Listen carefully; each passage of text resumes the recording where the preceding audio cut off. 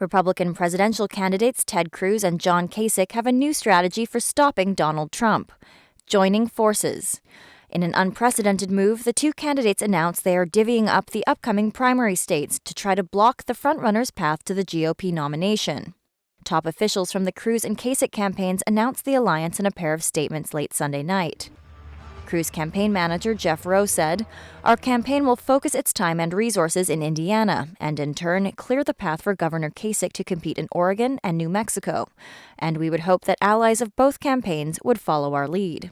There's no doubt that winning elections is better than losing elections, and so we're going to do everything possible to win here in Indiana.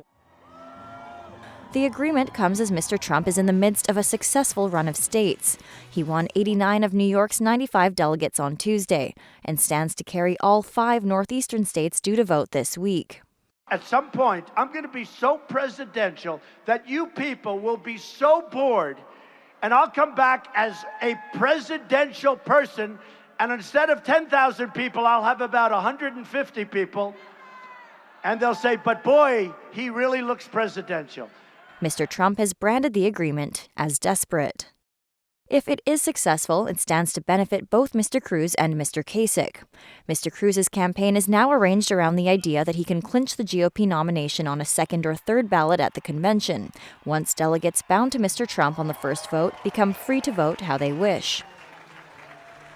Mr. Kasich's hope is that not only does Mr. Trump fall short, but Mr. Cruz does too, and eventually Republican delegates choose him as the most electable candidate.